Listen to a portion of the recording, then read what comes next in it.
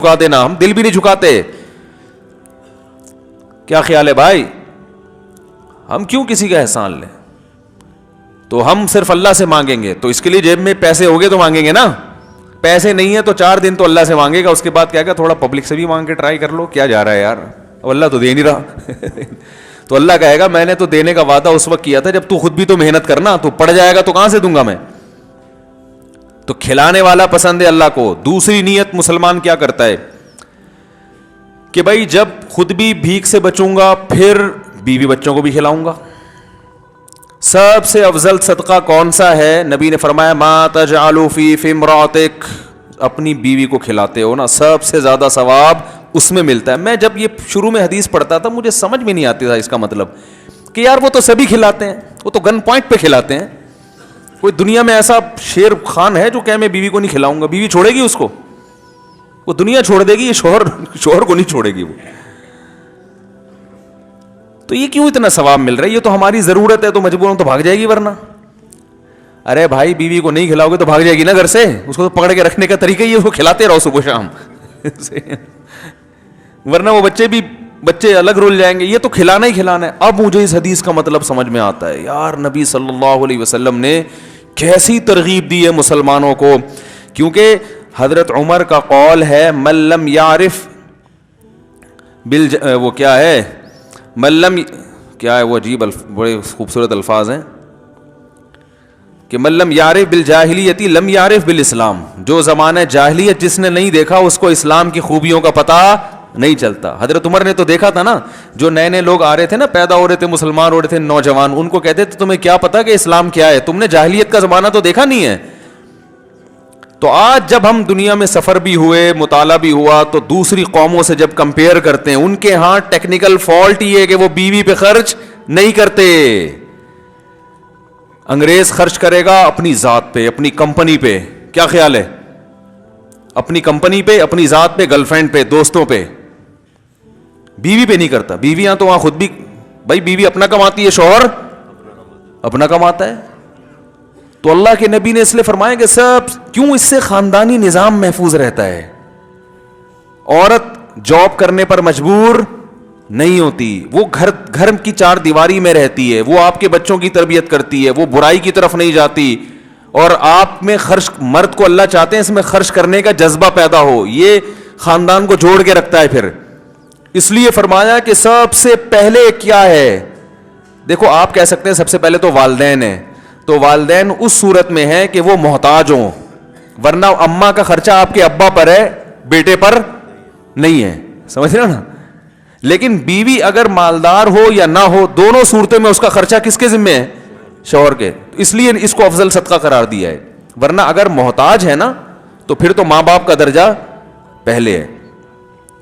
تو اللہ نے کیا حکم دیا نبی نے, ما تجعلوا فی امراتک, جو تم اپنی زوجہ کو کھلاتے ہو, تو یہ سب سے بہتر صدقہ ہے. تم مال کمانے سے دوسری نیت کیا ہوتی ہے مسلمان کی؟ یہ نہیں کہ میں کھاؤں, موج مستی کروں بس, یہ کوئی نیت نہیں ہے. کیونکہ غیر مسلم کی یہ نیت ہوتی ہے, اس لیے اس نیت کی اخلاقی برائیاں کیا پیدا ہوتی ہیں اس نیت کی وجہ سے.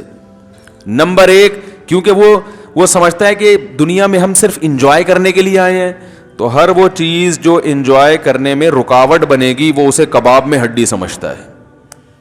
آپ کو پتا ہے ابھی انڈیا میں, مجھے کسی نے واٹس ایپ پہ کلپ بھیجا کہ انڈیا میں بعض علاقوں میں ایسا ہو, میں انڈیا کی جب باتیں کر رہا ہوں تو اس سے مسلمان مراد نہیں ہوتے, انڈیا کے مسلمان بہت اچھے ہیں, بہت سے تو ہم سے بھی اچھے ہیں, تو اس سے مراد وہ متعصب قسم کے غیر مسلم, جو سارے غیر مسلم بھی ایسے نہیں ہوتے, اس سے مراد وہ غیر مسلم ہوتے ہیں جو مذہب سے دور ہوتے ہوتے ہوتے ہوتے نا بالکل مذہب کے باغی ہو گئے, ان کا یہ انجام ہوتا ہے. تو اس میں یہ کہ گاؤں میں رواج ہے, بوڑھے والدین اور دادا دادی کو قتل کر دیتے ہیں کہ یہ ٹینشن ہے, بوجھ بن رہے ہیں, اور یہ بہت پرانا رواج ہے ان کا. اس کا انٹرویو دکھایا انہوں نے, انٹرویو میں دکھایا کہ ہاں ہم ایسا کرتے ہیں کہ جب وہ نہیں مر رہے ہوتے تو ڈاکٹر کو لاتے ہیں, وہ انجیکشن لگا دیتا ہے یا کچھ پلا دیتے ہیں یا کچھ ایسا کر دیتے ہیں, مار دیتے ہیں. تو اپنے حساب سے تو وہ ٹھیک کر رہے ہیں, کیونکہ بھائی جب دنیا میں انجوائے کرنے کے لیے آئے ہیں تو یہ ٹینشن کیوں اٹھائیں بوڑھے کی؟ بولو نا بھائی, یہ تو ٹینشن ہے نا. اور غیر مسلم ٹینشن سمجھتا ہے, بوڑھے باپ کو بھی, بوڑھی ماں کو بھی, بیوی کو بھی ٹینشن سمجھتا ہے. اس لیے سمجھتا ہے کہ یہ گرل فرینڈ نہیں بنانے دیتی, خرچہ کرنا پڑتا ہے اس کے اوپر, تبھی خرچے سے بھی. پھر اولاد کو ٹینشن, اسی وجہ سے 1-2 سے زیادہ بچے بھی نہیں ہونے دیتے. وہ کہتے ہیں یہ ٹینشن ہے کہ کیوں ہم تیسرا بچہ کیوں ہو بھائی, 2 میں خرچ کر لیا بہت ہے, تیسرا کیوں ہو. تو فیملیاں بھی سمٹ رہی ہیں. جب ان کی فیملی سمٹ رہی ہیں تو چچا, ماموں, خالہ, تایا کا سسٹم سارا آہستہ آہستہ. ارے جب بچے ہوتے ہیں تو پھر چچا, تایا, خالہ, ماموں, کزن, بہن, بھائی, یہ سارے رشتے جب وجود میں آتے ہیں نا, بڑا خاندان تو جب ہی بنتا ہے نا, تو محبتیں ختم.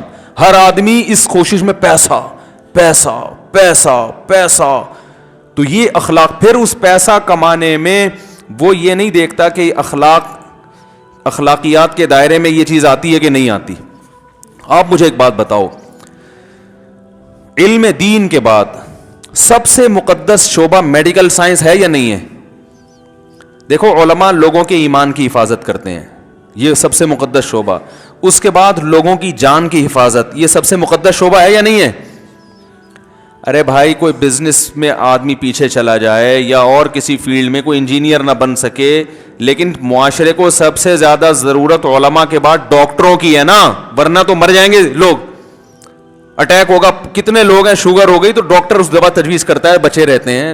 اٹیک ہو جاتا ہے, ہاسپٹل میں لے کے آتے ہیں, وہ ڈاکٹر صاحب اس کا وہ پہلے سے پھاوڑا واوڑا لے کے بیٹھے ہوئے ہوتے ہیں نا کہ کہاں سے کاٹنا ہے, کیا کاٹنا ہے, وہ سارا حساب اس کا صحیح کر دیتے ہیں. بھائی ہم تو کوئی ڈاکٹر ہے نہیں, ہم تو اس کو, ہمیں کیا وہ انسٹرومنٹ جو ان کے ہوتے ہیں کیا, ہمیں تھوڑی اس کا نام پتہ ہے, ہم تو اس کو اپنی زبان میں کینچی, پھاوڑا, چاقو, چاپڑ یہ کہیں گے. کسائیوں کا چاپڑ الگ ہوتا ہے, ڈاکٹروں کا ہوتے تو وہ بھی چاپڑ ہی ہے نا. اور بعض ڈاکٹر تو واقعی اللہ معاف فرمائے کسائی ہی جیسے ہوتے ہیں, بعض, سب نہیں. وہ بلا وجہ, کل ہی کسی نے رپورٹ پیش کی, بتایا کہ 30% آپریشن بلا وجہ ہو رہے ہیں. یہ بہت بڑے ڈاکٹر کی رپورٹ ہے, میں نام نہیں لوں گا ان کا, کہ 30% آپریشن ایویں ہی ہو رہے ہیں پیسے کمانے کے. لیکن پھر بھی ڈاکٹر اگر آپ کو آپریشن تجویز کرے تو یہ نہ کہ ایویں ہی ہو رہے ہیں, آپ کو کیا پتا, ہو سکتا ہے وہ صحیح کہہ رہا ہو. تو جاؤ اس کے پاس جس پر پہلے اعتماد ہوتا ہے, پھر جب اعتماد کر لیا تو پھر جیسا کہہ رہا ہے ویسا کرو, کیونکہ ڈاکٹر سے بھی لوگ الجھتے ہیں. تو خیر میں جلدی سے بات سمیٹتا ہوں. دیکھو, سب سے مقدس شعبہ میڈیکل سائنس کا ہے نا, کہ جس نے ایک انسان کی جان بچائی اس نے گویا سارے انسانوں کی. لیکن چونکہ آخرت پر یقین نہیں ہے تو کمپنیاں جو دوائیں بنا رہی ہیں ان کا شعبہ بڑا مقدس. جب ایک درخت سے پرندوں کو کھلانا مقدس کام ہے تو دوائیں بنا کے لوگوں کی جانیں بچانا تو اس سے کروڑہا گنا زیادہ مقدس کام ہو گیا نا. لیکن جو دواؤں کی کمپنیاں ہیں ان کا ویژن, ان کا چونکہ آخرت پر یقین نہیں ہے, لہذا ان کے ویژن میں کیا چیز ہے, یہ پیسہ کمانے کی کمپنی ہے, لوگوں کو فائدہ پہنچانے کی کمپنی نہیں ہے.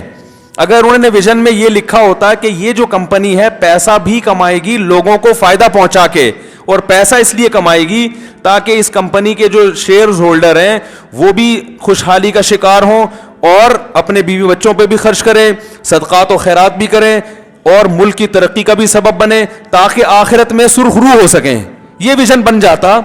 تو پھر آپ مجھے بتاؤ, یہ جو ڈاکٹروں کو رشوتیں دے رہے ہیں, مہنگی دوا ڈاکٹر لکھ کے دیتا ہے, میڈیکل ریپ والے یہی کرتے ہیں نا. ارے یہ جو ہم جس قیمت پہ دوائیں خرید رہے ہوتے ہیں نا, ان کی اوریجنل قیمت یہ نہیں ہوتی.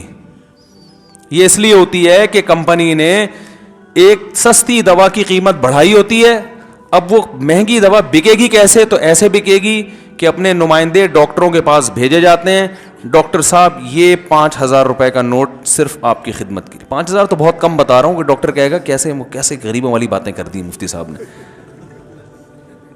ہاں, وہ کہے گا یہ کیسے ہماری ویلیو گرا دی مفتی صاحب نے یار. 5,000 کی کوئی نہیں, وہ سوئٹزرلینڈ کے ٹکٹ ملتے ہیں ان کو اور بہت کچھ ہوتا ہے.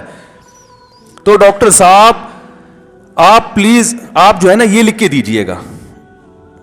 کل تو مجھے ایک عجیب بات پتہ چلی ہے کہ بعض دفعہ ڈاکٹر کو گاڑی دی جاتی ہے اور یہ بتایا جاتا ہے کہ اس گاڑی کی قسطیں ہم جمع کریں گے, ہم نے بینک سے ہی گاڑی لی ہے, اتنا ایڈوانس دیا ہے, اس کی اتنی قسطیں ہیں, آپ نے ہر مہینے ہماری یہ دوا اتنی فروخت کروانی ہے. اگر جس مہینے آپ نے یہ مقدار پوری نہیں کی تو پھر قسط اس مہینے آپ کو جمع کرانی پڑے گی. یہ ہو رہا ہے مارکیٹ میں. ڈاکٹر دیکھو درخت لگانے سے کتنا ثواب ملتا ہے. نبی نے فرمایا پرندے بھی کھائیں گے نا قبر میں, تو ڈاکٹر تو درخت سے زیادہ قیمتی چیز ہے. درخت سے مخلوق کو وہ فائدہ نہیں ہوتا جو ایک ڈاکٹر سے. ایک ڈاکٹر ایک محلے میں اس کی ویلیو درخت سے کروڑا گنا زیادہ ہے, وہ زیادہ فائدہ پہنچا رہا ہے درخت کی نسبت. لیکن اتنے مقدس شعبے کا چونکہ آخرت پر ایمان نہیں ہے نا, تو ویژن درست نہیں ہے. وہ ڈاکٹر بھی اس نے میڈیکل سائنس کا علم اس لیے حاصل کیا تاکہ میں پیسہ کماؤں, لائف کو انجوائے کروں. تو وہ کہہ رہا ہے بھائی اگر مجھے یہ نسخہ لکھ کے دینے میں گاڑی کی قسط فری ہو رہی ہے تو میرا تو مقصد ہی پیسہ ہے. اس کا نقصان کیا ہو رہا ہے کہ ایک سستی دوا مہنگے داموں بکے گی. حالانکہ جب پیشنٹ آیا ہے ڈاکٹر کے پاس, وہ اس کو کاروبار بڑھانے کے لیے نہیں آیا, وہ کہہ رہا ہے میری جو خیر خواہی ہے نا وہ نسخہ لکھ کے دو جس میں میری خیر خواہی ہے. ایک فارمولے کی دوا سستی بھی مل رہی ہے مہنگی بھی مل رہی ہے, تو ڈاکٹر اگر پیشنٹ کو مہنگی والی دوا لکھ کے دیتا ہے تو پیشنٹ کے ساتھ خیانت ہے یا نہیں ہے؟ بولو نا بھائی, تو خیانت ہے. لیکن ڈاکٹر یہ خیانت کر رہا ہوتا ہے وہاں سے رشوت لے کے, کمیشن لے کے, تو وہ بھی غلط کر رہا ہے.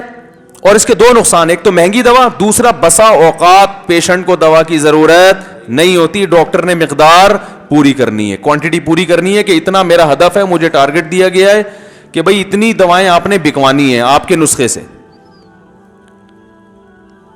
تو کمپنیاں بھی دو نمبری کر رہی ہیں اور بہت سے ڈاکٹر بھی, سب نہیں ہوتے ایسے, نہ ساری کمپنیاں ایسی ہوتی ہیں.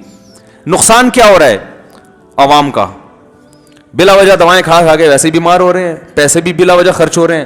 وہ ایک آدمی گیا نا بلڈ پریشر کی دوا لینے کے لیے, تو اس کی قیمت اتنی تھی, وہ کہہ رہا ہے یہ تو قیمت سن کے میرا بی پی ویسے ہی ڈبل ہو گیا ہے. دوائیں کا سن کے آدمی کا آدھا بیمار تو اس سے ہو جاتا ہے کہ یار یہ کیا کروں گا میں. کتنا مقدس شعبہ ہے, مگر چونکہ آخرت پر ایمان نہیں ہے, وہی مقدس شعبہ صرف پیسہ کمانے کا ذریعہ. یہ کتنی بڑی انسانیت کی خدمت کر کے آخرت میں کتنا اجر کما سکتے تھے. ایک ڈاکٹر کہہ سکتا تھا اللہ میں نے اتنے لوگوں کے ساتھ جو ہے نا انصاف کیا, اتنے لوگوں کی صحت بحال کرنے کا ذریعہ بنا اور حلال کمایا. ایک انسان کی جان بچانے کو اللہ کہہ رہے ہیں کہ گویا سب انسانوں کی جان بچائی. ڈاکٹر کہہ سکتا ہے میں تو جان بچاتا ہوں. او بھائی آپ جان بچا تو رہے ہو, لیکن آپ کی پہلی نیت جان بچانے کی نہیں ہے, پہلے بزنس ہے, جان غریبی میں بچ رہی ہے. سمجھ میں آ رہی ہے بات کہ نہیں آ رہی؟ وہ جان تو بچ رہی ہے, وہ تو ظاہر ہے دوا کھا کے کچھ نہ کچھ تو ہوگا نا, اس کو بچ جائے گا. لیکن آپ کا اصل ہدف تو جان بچانا تھوڑی ہے, آپ کا اصل ہدف تو پیسہ ہے. اصل ہدف جان بچانا ہو, پیسہ غریبی میں کہ چلو بھائی میں بھی وقت نکال کے بیٹھا ہوں, فری پھوکٹ میں کام کروں گا تو میرے بچے کہاں سے کھائیں گے, کل مجھے بھی ضرورت پڑ سکتی ہے, تو پیسہ بھی کماؤ بھائی, مریضوں سے پیسہ بھی لوں گا میں, لیکن حلال پیسہ لینا, حرام کیوں لے رہا ہے. تو کتنی کمپنیاں ایسی ہیں جو ڈاکٹروں کو رشوت دے دے کے اپنی دوائیں مارکیٹ میں فروخت کروا رہی ہیں, مہنگی دوائیں. کئی دفعہ آپ نے دیکھا ہوگا ڈاکٹر صاحب دوا لکھ کے دیتے ہیں, وہ پورے پاکستان میں کہیں سے بھی نہیں مل رہی ہوتی سوائے اس کلینک سے جو ڈاکٹر صاحب کی. اور اب تو ڈاکٹر صاحب نے بسا اوقات کلینک بھی اپنی کھولی ہوئی ہوتی ہے کہ میں یہ لکھ کے دوں گا وہاں سے. جیسے اسکول والے کہتے ہیں نا یہ والا یونیفارم, پرنسپل سے پوچھو یہ ملے گا کہاں, کہہ رہے ہیں وہ ادھر سے ملے گا, اس کے علاوہ پوری دنیا میں وہ آپ کا ٹیلر وہ یونیفارم بنا ہی نہیں سکتا. یہ انگلش کی کتاب کہاں سے ملے گی جی پرنسپل صاحب, یہ والی کتاب آپ کو اردو بازار کی دکان نمبر فلاں سے ملے گی. وہ پورے اردو بازار میں ایک ہی دکان ہوگی اور ایک ہی پریس ہوگا جس نے اس ڈیزائن میں کتاب چھاپی, پوری کائنات میں وہ کہیں بھی نہیں مل رہی. تو ہر طرح سے گھسیٹا جا رہا ہے لوگوں کو, بزنس بزنس. تو یہ غیر اخلاقی حرکتوں میں انسان کیوں آتا ہے؟ اچھے اچھے کاموں میں غلط نیت کر کے بگاڑ دیتا ہے, تو جو برے کام ہے ان میں کیا اثر کرے گا؟ ارے اچھے کام کو بری نیت سے بگاڑ دیتا ہے, اس میں انسان کو نقصان پہنچاتا ہے. تو جو کام ہی برا کر رہے ہیں وہ تو پھر اور الٹا کریں گے نا. تو یہ درخت لگانے والا جو آخرت کے لیے لگاتا ہے, فائدہ وہ بھی اسی طرح اٹھاتا ہے جیسے کافر جب درخت لگائے گا. بھائی پھل تو دونوں کو ملے گا نا. ارے ایک آدمی نے کھجور کا درخت لگایا, آخرت اس کے دل میں نہیں ہے, اور ایک نے کھجور کا درخت لگایا اس لیے نیتیں اچھی کر لی, میں بھی کھاؤں گا, بیوی بچوں کو کھلا کے ثواب حاصل کروں گا, ابا اماں کی خدمت کروں گا, اس کو مارکیٹ میں بیچوں گا, لوگوں کو فائدہ ہوگا, کھجور ملے گا کھانے کو. بھائی لوگوں کو فائدہ ہوگا, ارننگ بھی ہوگی میری, تو اس ارننگ سے میں مدرسوں میں بھی خرچ کروں گا, مسجدوں میں بھی, بیوہ عورتوں میں بھی, دوسری بھی کر لوں گا خواتین سے معذرت کے ساتھ, کوئی بیوہ عورت سے یعنی نہیں, چلو نہیں کروں گا بس. وہ پھر خواتین بھاگ جاتی ہیں بیان میں, یار اتنی مشکل سے کچھ جمع ہونے لگتی ہیں, پھر غائب نہیں کروں گا بس. باقی واپس کی ہماری بات ہے, پھر انشاءاللہ اس پر کبھی بات کریں گے. تو جو ہے پھر یہ کروں گا وہ کروں گا, اور پھر بچوں کو میں بھوکا ننگا نہیں چھوڑ کے جاؤں گا, جب مروں گا تو یہ بچے بھی کھائیں گے پیئیں گے تو دعا دیں گے ابا نے ماشاءاللہ ہماری اتنی خدمت کی, پھر بڑھاپے میں بچے میرا سہارا بنیں گے, ٹھیک ہے نا. تو وغیرہ وغیرہ بہت ساری اچھی نیتیں کر کے دنیا سے جاتا ہے. جیسے حضرت عثمان غنی نے پیسہ کمایا, اور آج عثمان غنی کے لقب سے جب جہاد میں ضرورت پڑی 500 گھوڑے, کبھی کتنا مال حضرت عثمان غنی جہاد میں دیا کرتے تھے کہ ایسے وقت میں آپ صلی اللہ علیہ وسلم کو سپورٹ کیا جب اسلام کمزور تھا. تبھی تو آپ صلی اللہ علیہ وسلم حضرت عثمان غنی سے خوش تھے. حضرت ابو بکر بڑے مالدار تھے. ہم نے ایک جامعۃ الرشید میں تحقیق کی, جو مالدار صحابہ تھے نا ان کے سرمایہ کتنا تھا, ہم حیران ہو گئے. اربوں روپے کا سرمایہ آج کے حساب سے. حضرت ابو بکر بھی غالباً 5 ارب روپے بنتے تھے, جو ہم نے ان کی جو پاس چاندی تھی نا وہ حساب لگایا. حضرت عثمان کے ایک مرتبہ 500 گھوڑے اللہ کی راہ میں دیے ہیں. 500 گھوڑے کا مطلب 500 لینڈ کروزر, سمجھ رہے ہو. تو اتنا پیسہ بیٹھے بیٹھے تھوڑی آ گیا ہوگا, کچھ محنت کی ہوگی نا, لیکن آخرت سامنے رکھ کر. تو اس محنت سے خود بھی کھایا, اور جو ہے وہ اسلام کے فروغ کا ذریعہ بھی بنے, اور دنیا سے جانے کے بعد دنیا ان کو یاد بھی. آج بھی مدینہ منورہ میں حضرت عثمان حضرت عمر کے باغات موجود ہیں جو انہوں نے اللہ کے لیے وقف کیے تھے. حضرت عثمان کے باغات آج بھی مدینہ میں صدیوں سے چلے آ رہے ہیں, ان کا پھل تقسیم ہو رہا ہے حاجیوں کو اور مختلف غربا اور مساکین. کتنا قبر میں آپ اندازہ لگاؤ, وقف کر دیا تو قبر میں ثواب ملتا رہے گا نا. ان کھجور کے درختوں سے جو بھی کھجور, نبی تو کہہ رہے ہیں درخت لگا کے جس پرندے نے کھایا تو ثواب ملے گا. تو انسانوں کے کھانے پہ تو زیادہ ثواب, اور حاجیوں کے کھانے پر اور پاکستانیوں کے کھانے پر تو اور ثواب ہے بھائی, کیونکہ ان کو ساری دنیا کھا رہی ہے, تو چلو یہ بھی کبھی جا کے کسی کا کھا لیتے ہیں. کیا خیال ہے؟ حکمرانوں نے بھی کھا لیا, سب نے ہی کھا لیا نا, تو کتنا ثواب ملے گا آپ اندازہ لگاؤ. نیت اچھی تھی, اور کمایا اس دور میں جو ہے ولید ابن عقبہ جیسے سرداروں نے بھی. قرآن کہہ رہا ہے ان الذین کفروا ينفقون اموالهم لیصدوا عن سبیل اللہ, جن کا آخرت پر ایمان نہیں ہے نا وہ اپنا مال خرچ کرتے ہیں, جس کا نتیجہ کیا نکلتا ہے, لوگ اللہ کے راستے سے رکتے ہیں. وہ شوبز پہ اڑائیں گے پیسہ, وہ شادیوں میں ناچ گانے کا انتظام کریں گے. جو لوگ اس ناچ گانے میں آئیں گے وہ دین کے قریب ہوں گے, دور ہوں گے, دور ہوں گے. وہ شراب کباب کی محفلوں کا انعقاد کریں گے, وہ ڈھول ڈھمکے کا, اس سے اخلاقی برائیاں پھیلیں گی. وہ جو شراب نہیں بھی پیتے وہ ان محفلوں میں آ کے پیئیں گے.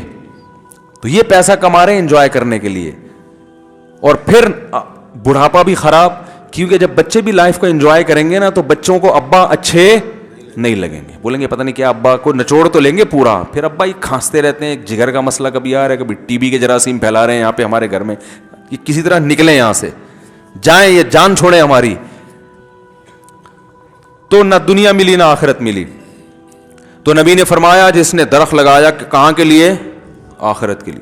تو یاد رکھو بھائی, ایک بات اپنے دماغ میں بٹھا لو, انگریزوں کی ترقی سے اللہ کا واسطہ متاثر ہونے کی چندہ ضرورت نہیں ہے. اور یہ لبرل لوگوں کی جو ظاہری چمک دھمک ہے نا, ایٹیٹیوڈ اور اخلاق اور یہ سب ٹوپی ڈرامہ ہے, یہ حقیقت اندر سے کھوکھلے ہیں, یہ اخلاق نہیں ہے. یہ ڈپریشن میں کہ ابھی دیکھو نا, وہ میں نے ابھی بیان کیا تھا کچھ دن پہلے کہ جو اداکارائیں فنکارائیں ٹائپ کی عورتیں ہیں وہ جا کے لوگوں کی پرائیویسی میں گھستی ہیں, اور پھر وہ ان کے گناہ کو کیمرہ بند کر کے پوری دنیا میں ان کو بدنام کر دیتی ہیں. تو یہ ان کے چترول لگنے چاہیے. یہ کہا تھا نا میں نے کہ ان کے تو بعد میں لگے, ان کے پہلے لگے. تو اس سے لوگ یہ سمجھ رہے ہیں کہ میں سیاستدانوں کی حمایت کر رہا ہوں کہ وہ تو بیچارے معصوم ہیں, ان بیچاروں کو ہائے ہائے بیچاروں کے ساتھ بہت غلط ہوا.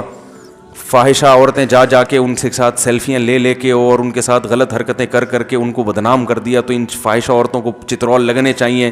تو وہ تو معصوم ہے, تو میں ان کو معصوم نہیں کہہ رہا سمجھ رہے ہیں, میں تو یہ کہہ رہا ہوں کہ ان کو تو چترول لگنے چاہیے, لیکن ان کے بھی اس کے پہلے لگنے چاہیے جو لوگوں کو گناہوں پر اکساتی ہیں اور پھر ان کے رازوں کو بھی فاش کرتی ہیں. باقی ان کے تو ان کے تو اور اس لحاظ سے لگنے چاہیے کہ وہ ایک اسلامی ریاست کے حکمران ہیں, اور دیکھو کیسے ٹھرکی, اللہ بچائے سب کو اس ٹھرک سے. یہ ان کے بے سکون ہونے کی علامت ہے, اسی سے عبرت حاصل کرنی چاہیے. اگر یہ سکون کی زندگی میں ہوتے, خدا کی قسم ایسے ٹھرکی نہیں ہوتے. یہ تباہ کر چکے ہیں اپنی جوانیوں کو, اپنی زندگیوں کو. نہ ان کے گھروں کا کوئی نظام نہیں ہے. خاندانی آدمی سکون میں ہوتا ہے جس کے بیوی ہوں, بچے ہوں, ماں باپ ہوں, دادی دادا نانا نانی, ایک فیملی ہوتی ہے. یہ جو اسمبلیوں میں پہنچے ہوئے, ان میں سے بہت, میں سب کی بات نہیں کر رہا, بہت سے لوگ ایسے ہیں جن کی زندگی عیاشی میں گزری ہے. یہ اپنی زندگیوں کا سکون برباد کر چکے ہیں. ان کو اس قسم کی ٹھڑک چاہیے. سمجھ رہے ہو کتنی دیر کی عیاشی ہوتی ہے کسی طوائف کے ساتھ؟ تھوڑی دیر کی نا. لیکن یہ عیاشی اس بات کا اشارہ کر رہی ہوتی ہے کہ یہ آدمی سکون میں نہیں ہے. اپنی عزت کا بھی خیال نہیں کیا, اپنی عزت کا بھی خیال. یہ کوئی زندگی تھوڑی ہے. ان کی اولادیں کیا ان کے باپ کی, اپنے باپ کی عزت کرتی ہوں گی؟ بولو نا بھائی. باپ تو مقدس ہوتا ہے. انسان اپنے باپ کی پیشانی کی طرف دیکھتا ہے, حدیث میں آتا ہے ایک حج کا ثواب ملتا ہے. ان کی اولادیں جب اپنے باپ کو دیکھتی ہوں گی, ان کے دل میں کوئی تقدس آتا ہے؟ ہمارے ابا میرے بزرگواروں کو پتا ہے ٹھرکی ہے, فلاں کے ساتھ بھی منہ کالا کیا ہوا, فلاں کے ساتھ بھی باپ نے منہ کالا کیا. یہ احترام کریں گے بڑھاپے میں اپنے باپ کا؟ بولو نا بھائی. تو یہ لبرل لوگوں کی زندگی سے متاثر ہونے کی بالکل ضرورت نہیں ہے. جاؤ علماء صلحاء کے گھروں میں جاؤ, خدا کی قسم تمہیں نور برستا ہوا نظر آئے گا, سکون نظر آئے گا. باپ کا احترام, ماں کا احترام, باپ سے محبت, بہن بھائیوں کی آپس میں محبت, رشتہ داری جوڑنا, خرچ کرنا. جو ٹوٹ رہا ہے اس کو بھی جوڑنے کی کوشش کرتے ہیں, اور یہاں جو جڑ رہا ہوتا ہے اس کو بھی بھگاتے ہیں, توڑتے ہیں. میرا پیسہ نہ کھا لے, پیسہ پیسہ پیسہ پیسہ. تو یہ ایسی درندگی پیدا ہو چکی ہے نا. مجھے ایک صاحب کہنے لگے کہ حکومت نے قانون بنایا ہے کہ 13 سال کی بچی کی شادی نہیں ہوگی, 18 سال کی ہوگی. میں نے کہا یہ جو قانون بنانے والے ہیں نا, ان کے تو کوئی غیرت ویرت ان میں ہے نہیں. ان کی بچیاں گھروں سے بھاگ جائیں. اکثر, سب کی بات نہیں کر رہا بھائی, نہ کسی متعین کی طرف اشارہ کر رہا ہوں. میرا ذہن بالکل خالی ہے, کوئی شخصیت میرے ذہن میں نہیں ہے. لیکن ان میں سے اکثریت جو اسمبلی میں پہنچتی ہے, ان میں بہت سے شراب کے عادی ہوتے ہیں, بہت سے درجنوں بار زنا کر چکے ہوتے ہیں. ان کی غیرت ختم. ان کو کیا پتا کہ شادی بیاہ کیا ہوتا ہے. ان کا بس چلے تو 18 سال میں بھی پابندی لگا دیں. ان سے پوچھ کے تھوڑی ہم نے اپنی بچیوں کی شادیاں کرنی, اپنے بیٹوں کی شادیاں, بچیوں کی شادیاں. یہ ہمیں سکھائیں گے کیا کر رہے ہیں ہمیں؟ حکومت کا قانون ہے, حکومت کو کیا پتا بھائی. یہ ان کے تو آپ اسکینڈل دیکھو نا, درجنوں درجنوں لڑکیوں سے جن کے اسکینڈل بنے ہوں, وہ ہمیں سکھا رہے ہیں کہ بچی کی شادی کتنی عمر میں کرنی چاہیے. ہے بھائی, وہ ہمیں سکھائیں گے. کیونکہ ان کے ہاں بچی بالغ ہو جائے تو پھر اگر وہ اس کا کوئی بوائے فرینڈ ہو تو ان کے ہاں کوئی برا نہیں ہے. اسلام اس لیے جلدی شادی کا کہتا ہے کہ بوائے فرینڈ بنانے سے پہلے اس کو شوہر دے دو, اس کی نوبت نہ آئے. کیونکہ غیرت ہے نا, جب غیرت ہی ختم ہو گئی تو پھر یہ قانون سازی کریں گے. ان کا بس چلے تو خدا کی قسم 18 سال میں بھی پابندی لگا دیں یہ کہ 25 سال سے پہلے نہ کرو. جو قانون سازی ہونی چاہیے وہ تو ہوتی نہیں. جہیز پہ پابندی لگاؤ, کیا خیال ہے؟ زبردستی کی شادی پہ پابندی لگاؤ. آپ بعض علاقوں میں چھوٹی چھوٹی بچیوں کی بڑی عمر کے مردوں سے زبردستی شادی کر دیجیے. اس پہ قانون سازی ہو, سب ساتھ دیں گے. ہمیں بتا رہے ہیں کہ کتنے سال کی عمر میں کرنی ہے اور کتنے سال کی عمر میں. انہوں نے خلا کا جو نظام بنایا ہے, جب کوئی عورت اٹھ کے چلی جائے عدالت میں, اس کو عدالت بلا وجہ خلا کی ڈگری تھما دیتی ہے. یہ قرآن کے ساتھ بغاوت ہے یا نہیں ہے؟ کسی عالم کا بھی فتویٰ لوگے وہ کہے گا یہ خلاف شرع ہے. دیوبندی سے فتویٰ لو, اہل حدیث سے فتویٰ لو, شیعہ تک سے فتویٰ لے لو گے نا, بریلوی سے فتویٰ لو, شیعہ تک سے, وہ بھی کہے گا یہ عدالت کا خلا کالعدم ہے. کیونکہ طلاق کا اختیار اللہ نے کس کو دیا؟ بولو بھائی, مرد کو. اللہ فرماتے ہیں او یعفو الذی بیدہ عقدۃ النکاح. مہر رکھنے کے بعد اگر اللہ فرماتے ہیں کہ عورت معاف کر دے, یا وہ جس کے ہاتھ میں نکاح کی چابی ہے وہ مہر بڑھا دے تو بھی ٹھیک ہے. تو مرد کو, شوہر کو اللہ نے کیا کہا؟ جس کے ہاتھ میں نکاح کی گرہ ہے, یعنی نکاح کی گرہ وہ کھول سکتا ہے, ختم وہ عدالت نہیں کر سکتی. عدالت خاص صورتوں میں کر سکتی ہے جب بہت زیادہ ظلم ہو رہا ہو اور عورت گواہوں سے ثابت بھی کرے, لیکن عدالتیں اس کا خیال نہیں کرتی. ظلم ہو رہا ہو یا نہیں ہو رہا ہو, عدالت کو اس سے غرض نہیں. اور عدالت تو محتاج ہے, قانون تو اوپر سے بنتے ہیں نا. عدالت جج کہہ سکتا ہے بھائی مجھے کیا پتا, وہ تو اوپر سے قانون یہی پاس ہوا ہے. تو فالٹ کہاں ہے؟ اوپر ہے. سمجھ رہے ہیں؟ تو ان کے تو بیوی چلی جائے عدالت میں خلا لے لے, ان کی صحت پہ کوئی فرق نہیں پڑتا. انہوں نے رائٹ دے دی عدالت کو, سپریم کورٹ کا فیصلہ آ گیا کہ بھئی جب بھی کوئی عورت عدالت میں جائے گی, سپریم کورٹ کا فیصلہ ہے اور باقی کورٹ بھی اس کے پر پابند ہیں کہ عدالت نے اس کو بہرحال خلا دینا ہے, چاہے وہ اس کا شوہر کتنا ہی اچھا ہو, کچھ بھی ثابت نہ ہو, خلا کی ڈگری ملے گی. تو یہ تو کسی مسلک میں جائز نہیں ہے بھائی, اسلام کے خلاف ہے, اگینسٹ ہے. طلاق کا اختیار مرد کو دیا ہے اسلام نے, لیکن یہ انہوں نے قانون کیوں پاس کیا؟ غیرت نہیں ہے, ٹھیک ہے نا. ان کی بیویاں جا کے عدالتوں میں خلا لے لیں, ان کی صحت پہ کوئی فرق نہیں پڑتا, کیونکہ ان کے پاس درجنوں عورتیں ہیں اسکینڈل بنانے کے لیے. انہوں نے منہ کالے کرنے ہیں ان لوگوں نے, کبھی کسی سے کر رہیں گے, کبھی کسی. غیرت مند آدمی کو ڈپریشن میں جاتا ہے کہ بھائی میرا سارا خاندان تباہ ہو رہا ہے, میرے بچے برباد ہو رہے ہیں. اگر اس طرح عورتیں جا کے عدالت میں خلا لے لیں, تو عورت کی تو فطرت ہے, اس کی طبیعت میں نرمی ہے, لچک ہے, قوت فیصلہ نہیں, وہ جلباز ہوتی ہے. ذرا سا شوہر نے کوئی بات کر دی, کوئی غصے میں بول دیا, وہ جا کے فوراً خلا لے لے گی. تبھی تو اللہ نے مرد کو اختیار دیا ہے. وہ جذباتی ہوتی ہیں, گھر ٹوٹ رہے ہیں, تباہ ہو رہے ہیں, حکومت کو اس کی پرواہ نہیں ہے. تو اس میں زیادہ ان حکمرانوں سے امیدیں بھی نہ لگایا کریں, کیونکہ یہ بیچارے غیرت, اکثر سب نہیں بھائی, میں اور کسی مخصوص شخص پہ میں بات نہیں کر رہا, لیکن اوور آل ایسا ہی ہے. اور یہ ان کا قصور نہیں ہے, یہ ہمارا قصور ہے, کیونکہ ووٹ دے کے ہم ہی ان کو یہاں پہنچاتے ہیں. تو جب اس طرح کے قانون بنا کریں تو رویا مت کرو. یہ کیا ہو رہا ہے؟ میرے پاس لوگ خدا کی قسم رو رہے ہیں, میرا بیوی کے حقوق ادا کر رہا تھا, سب کچھ ٹھیک تھا, کسی سے عشق ہو گیا, یوٹیوب پہ, فیس بک پہ, واٹس ایپ پہ عدالت سے جا کے خلا لے کے بھاگ گئی ہے. وہ بچے رول رہے ہیں, برباد ہو رہے ہیں, ڈپریشن میں جا رہا ہے, کیا کروں میں. اور بچے بھی لے جاتی عدالت, بچے بھی ماں کو دیتی ہے. 100% غلطی عورت کی ہوگی, پھر بھی عدالت 100% سپورٹ کس کو کرے گی؟ عورت. خدا کی قسم, لا الہ الا اللہ, غلط نہیں کہہ رہا میں. جج کو پتا ہوگا کہ عورت کی غلطی ہے, یہ فاحشہ ہے, یہ بدکار ہے, شوہر وفادار ہے, بچے تباہ ہو جائیں گے, جج مجبور ہے, پھر بھی کس کا ساتھ دے گا؟ وہ عورت کا. مہر بھی ڈالے گا شوہر کے, پہلے تو مہر نہیں ہوتا تھا, اب مہر بھی ڈالے گا, صحیح ہے نا. جہیز بھی واپس دو, یہ بھی دو, بچے بھی دو اس کو. ارے بھائی, اس نے آشنا کے ساتھ بھاگ کے شادی کی ہے, وہ مرد فاحش مرد ہے, زانی مرد ہے, اس نے اس کا گھر تباہ کر کے اس عورت سے شادی کی ہے. آپ اس باپ کی بیٹی اس کے حوالے کیسے کر رہے ہو بھائی؟ کوئی تک بنتا ہے؟ بولو نا بھائی. بچی کی عمر 10 سال ہے, 11 سال ہے, 13 سال ہے, ایک آدمی کسی شادی شدہ عورت سے زنا کر رہا ہے. عدالتوں میں جو ہو رہا ہے نا وہ بتا رہا ہوں آپ. عورت کہتی ہے مجھے اپنے شوہر کے ساتھ نہیں رہنا, عدالت جائے گی مجھے نہیں رہنا, شوہر ثابت کر دے کہ یہ بدکار ہے, یہ غلط ہے, عدالت کہے گی رہنا ہے نہیں رہنا, عورت سے پوچھے گی, عورت کہے گی نہیں رہنا, عدالت کہے گی جاؤ, خلا کی ڈگری ہے, جہاں چاہو شادی کرو. جب شادی, تو پھر اب باپ میں غیرت ہوتی ہے, میری 12 سال کی بچی, یہ تو عورت غلط خراب ہو گئی ہے, یہ تو اسی کے پاس لے کے جا رہی ہے, اس بچی کا کیا تحفظ ہوگا؟ خدا کی قسم قیامت آ جائے گی, لڑتے لڑتے بڈھا ہو جائے گا, عدالت سے اپنے بچے نہیں چھین سکتا,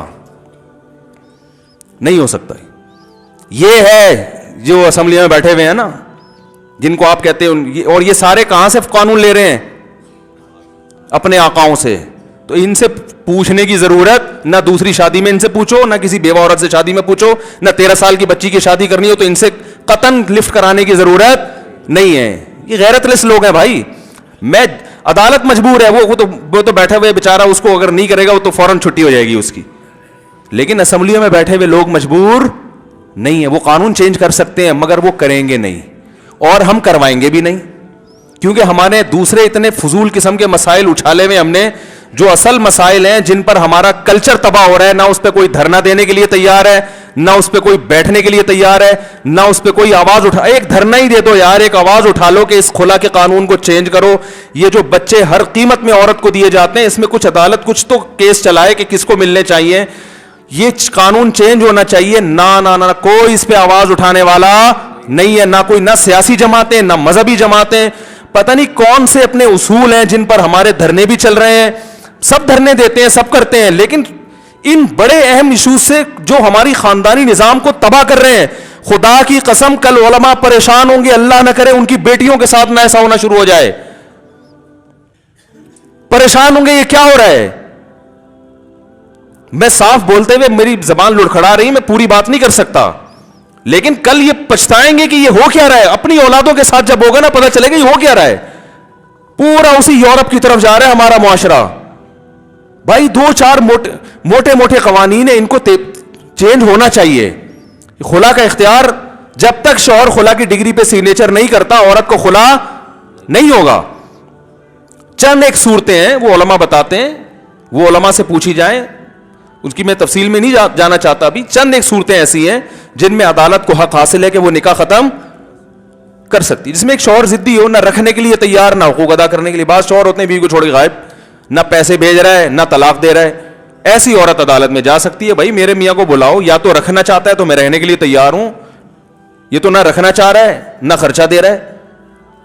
تو ایسی صورت میں ہم اس کے قائل ہیں کہ بھائی ٹھیک ہے عورت ثابت کرے, عدالت فیصلہ. لیکن ایسا ہو نہیں رہا ہے. تو کیا کہاں سے کہاں بات چلی گئی ہے. تو میں ان حکمرانوں کی حمایت نہیں کر رہا کہ وہ جو اسکینڈل اس خاتون نے کسی خاتون نے بنا دیا اور جا کے جو ہے نا وہ بدنام کر دیا. میں تو کہہ رہا ہوں یہ بدنام کرنے والی بھی اتنی معصوم نہیں ہوتے. پہلے ان کو چترول لگنے چاہیے کہ جو جیسا بھی ہے تمہیں کس نے حق دیا جا کے تم اس کے راز کو فاش کرو. لیکن جو ہیں جو کر رہے ہیں وہ تو ساری دنیا کے سامنے آ رہے ہیں اور بزبان حال بتا رہے ہیں کہ ہم سے اچھی امیدیں. بولو بھائی مت لگانا, ہم اپنی بیویوں سے وفا نہیں کرتے, قوم کے ساتھ وفا کیا. جو آدمی زنا کرتا ہے اس کا مطلب بیوی سے وفا نہیں کر رہا نا وہ. ارے بھائی کیا ہو گیا, کیسے سمجھائیں, پولیس بلائیں کیا؟ جو آدمی کسی طوائف کے ساتھ اسکینڈل بنا رہا ہے, راتیں گزار رہا ہے, اس کا مطلب وہ اپنی بیوی کے ساتھ وفادار نہیں ہے. تو وہ قوم سے وفا کرے گا؟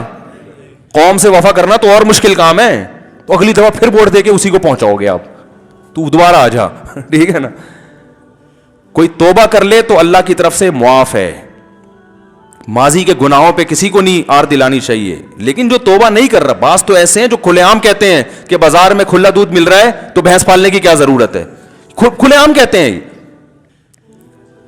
تو اس لیے میں آپ سے یہ کہتا ہوں کہ اپنے گھر کی حفاظت بولو بھائی خود کرو, حکومت سے توقع نہ رکھو, اپنے بچوں کی تربیت خود. تو اس لیے بھائی اللہ کا واسطہ اپنے گھر کی حفاظت کرو. ٹھیک ہے نا. اسکولوں کا کی سلیکشن خود کیا کرو. اسکولوں کا ماحول بہت خراب ہے. یہ آنے دو, یہ والا آنے دو.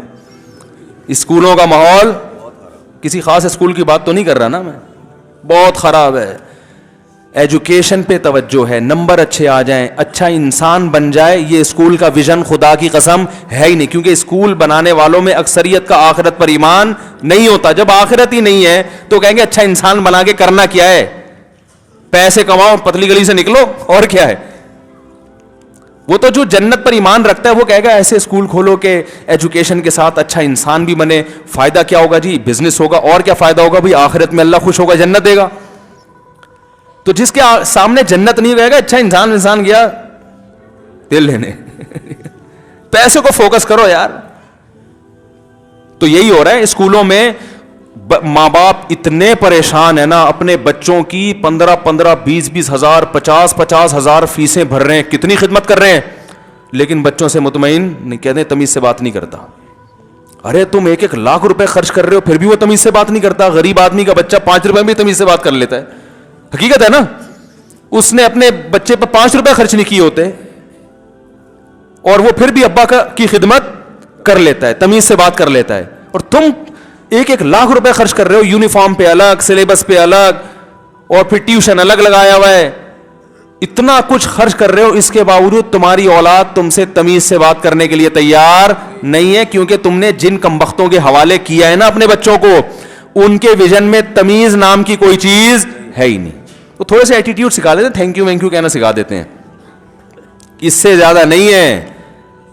کیونکہ وہ جن کا کلچر کو فالو کر رہے ہیں, وہ کلچر تو ان کو کہہ رہے ہیں کہ ابا کو بوڑھے ہو جائیں, اف تو بہت دور کی بات ہے, ابا کو اولڈ ہوم میں جمع کراؤ. یہ تو شکر کرو ابھی تک آپ کے بچے نے آپ کو اولڈ ہوم میں جمع نہیں کرایا, ایزی سینٹر میں جمع نہیں کرایا. شکر کرو, اگلی نسل والا کرائے گا, اس کا بچہ کرائے گا اس کو. یہ لکھ لیں آپ مجھ سے. بھائی آپ کے بچے تو صرف ابھی بدتمیزی کر رہے ہیں نا, شکر کرو گھر سے نکالا نہیں ہے. آپ کے بچے کا جو بچہ آئے گا نا مارکیٹ میں, تو وہ آپ کے بچے کو وہ ایک اسٹیپ آگے جا چکا ہوگا.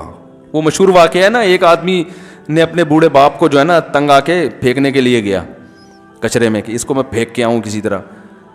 تو جب پھینکنے گیا ہے تو وہ اس بوڑھے باپ نے بولا بیٹا تھوڑا آگے پھینک, میں نے تیرے دادا کو وہاں پھینکا تھا. تو یہی ہوتا ہے مکافات عمل,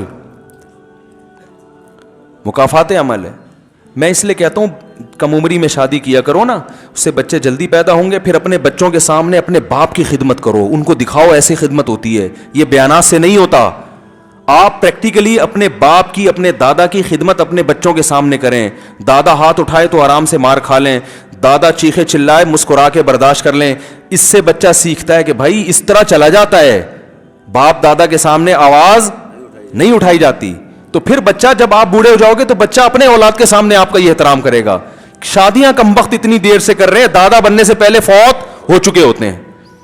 یہ سارا عذاب ہمارے پتہ نہیں کس نے مسلط کر دیا, ہمارے نظام کو خراب کر دیا, پورے سیٹ اپ کو خراب کر دیا. تمیز ہے ہی نہیں. اردو ختم ہو رہی ہے بھائی, جو تمیز کی زبان تھی. انگلش میں تھوڑی تمیز ہے یار, تمیز تو اردو میں. انگلش میں بڑے کو کیا کہتے ہیں, بولو نا, اتنی تو انگلش آنی چاہیے یار.